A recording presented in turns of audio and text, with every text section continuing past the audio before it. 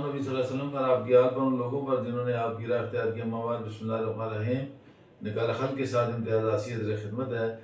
ناظرین، جیسا کہ آپ کو علم ہے کہ گزشتہ روز سے جب سے وزیر اعظم اور ان کے وفد نے پیپلز پارٹی کے چیئرمین بلاول بھٹو زرداری سے ملاقات کی ہے اور 87ویں آئینی ترمیم کا جو ڈرافٹ ہے انہیں دکھایا ہے، ملک میں آئینی تعلیم کے سلسلے میں شور غوا شروع ہو گیا ہے۔ اور تو میں یہ سوچ رہا تھا کہ کیا پیپل پارٹی جو آئین کی موجد ہے، بانی پیپل پارٹی ذوالفقار علی بھٹو نے متفقہ طور پر تمام جماعتوں سے یہ اس پر دستخط کروائے تھے۔ یہ آئین 1973 کا جو آئین ہے وہ وجود میں آیا تھا، تو کیا آج وہی پیپل پارٹی جو ہے اس آئین کی پامالی کی حصہ دار بنے گی؟ تو یہ ایک بڑا اہم سوال ہے۔ وہ کہ جو 26ویں آئینی ترمیم آئی ہے، آ چکی ہے، اس میں تو پیپل پارٹی سر فہرست تھی، حکومت کے ساتھ تھی چونکہ حکومت کا حصہ ہے۔ اب جو کچھ آئین میں جو 87ویں ترمیم لائی جا رہی ہے، اس میں بعض کچھ ایسی تجاویز ہیں، میں یہ سمجھتا ہوں کہ میرے خیال میں صدر مملکت آصف علی زرداری جو ہیں وہ اور ان کی جماعت شاید اس کی مکمل نہ ہو سکے۔ بہرکیف اس کا فیصلہ تو آنے والے وقت سے ہی پتہ چلے گا کہ آیا پیپل پارٹی جو ہے وہ ان تجاویز پر جو آئین میں مجوزہ ترامیم میں لائی جا رہی ہیں وہ اس سے اتفاق کرتی ہے یا نہیں کرتی ہے۔ لیکن اب یہ ایک بات طے ہے کہ 1973 کے آئین میں جو متفقہ طور پر تمام سیاسی جماعتوں کی متفقہ رائے سے بھٹو صاحب نے تیار کیا تھا، آج وہی جماعت جو اس آئین کی موجد تھی وہی اس کی پامالی کی حصہ دار بننے جا رہی ہے۔ اب گو کہ فوجی دور میں جتنی دفعہ بھی ملک میں مارشل لا لگا، آئین 1973 کا آئین تو معطل رہا اور فوجی حکومتیں آئین میں کوئی خاطر خواہ تبدیلیاں بھی نہ لا سکیں۔ لیکن موجودہ حکومت کے دور میں جو آئین میں ترامیم لائی گئی ہیں یا لائی جا رہی ہیں وہ بڑی تباہ کن ترامیم ہیں۔ جیسا کہ پہلے ان دونوں جماعتوں نے جو ہے وہ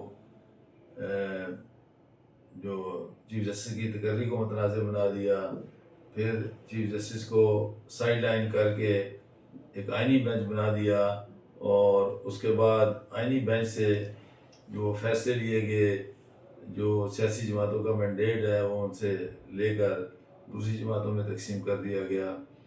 تو یہ بڑے تباہ کن معاملات تھے۔ اب جو ہے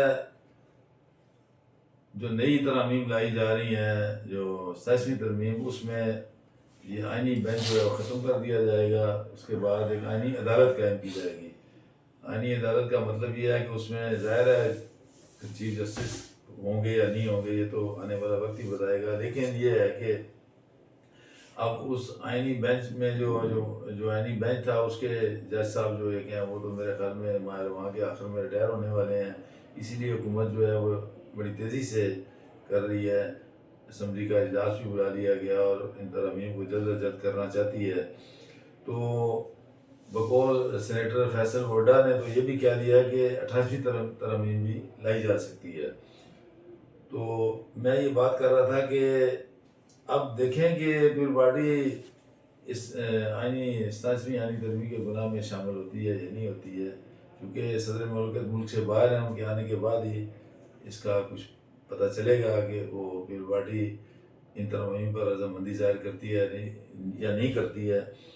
تو پہلے تو یہ ہے کہ اس میں یہ کر رہے ہیں جو مجوزہ ترمیم ہے ان میں ایک یہ ہے کہ NFC ایوارڈ جو ہے اس میں بھی تبدیلی لائی جا رہی ہے۔ صوبے جو اربوں روپے جمع کر کے وفاق کو بھیجتے ہیں، تو 18ویں ترمیم میں جو صدر زرداری صاحب نے، جس پہلے بھی صدر تھے، انہوں نے 18ویں ترمیم جو کی تھی اس کے نتیجے میں صوبوں کو NFC ایوارڈ میں بہت زیادہ پیسے ملے تھے، لیکن اب موجودہ حکومت جو ہے وہ اس ترمیم کے ذریعے صوبوں کے جو محاصل ہیں، صوبوں کو جو ملنے والی رقم ہے، اس میں کٹوتی کرنے کی خواہاں ہے۔ تو اب یہ ایک بڑا جو ہے یہ معاملہ جو ہے بڑا گمبھیر سا معاملہ ہے۔ ظاہر ہے صوبے کیا رضامند ہوں گے کہ ان کے پیسے جو انہیں ملتے ہیں وہ ان میں کٹوتی کر لی جائے؟ یہ بڑا معاملہ جو ہے نازک سا معاملہ ہے، اور اس کا آنے والے وقت میں پتہ چلے گا کہ کیا اس بارے میں رد عمل آتا ہے۔ اب چونکہ ظاہر ہے یہ چیز تو ظاہر ہو چکی ہے کہ حکومت کیا کرنے جا رہی ہے۔ اس کے بعد ایگزیکٹو مجسٹریٹ بھی مقرر کیے جا رہے ہیں۔ اس میں یہ ہوگا کہ جن لوگوں کو کوئی سیاسی جماعتوں کے کارکن وغیرہ گرفتار ہوں گے کسی معاملے میں، یا کسی شہری کو پکڑا جائے گا، 2-3 طرح تک سزائیں جو ہیں ایگزیکٹو مجسٹریٹ کا جو ہے وہ اختیار ہوگا، ان سے دلوا دی جائیں گی، تاکہ وہ دوسری عدالتوں میں جانے کی نوبت ہی نہ آئے۔ تو اس کے بعد جو ہے ایک جو NFC ایوارڈ کا تو میں پہلے ذکر کر چکا ہوں کہ اس میں کٹوتی کرنے کی تجویز ہے۔ جیسا کہ میں اپنے پہلے ویلاگ میں اور اپنے کالم میں بھی اس بات کی طرف اشارہ دے چکا تھا کہ ایک ملک کی اعلیٰ شخصیت کو جو ہے وہ آئینی اختیارات دینے کی تجویز بھی ہے، اور جو تینوں سروسز ہیں مسلح افواج، ان کی کنٹرول اینڈ کمانڈ جو ہے وہ صدر مملکت کے پاس ہوتی ہے، اور وزیر اعظم کی مشاورت سے ہی جو بھی ان کا تقرر کرتے ہیں۔ لیکن اس نئی ترمیم کے ذریعے ہو سکتا ہے اس میں مسلح افواج میں سے کسی ایک کے سربراہ کی جو ہے ان کو برتری حاصل ہو جائے۔ تو اس بارے میں ابھی کچھ کہنا قبل وقت ہوگا، آنے والے وقت میں پتہ چلے گا کہ وہ کیا ہوتا ہے۔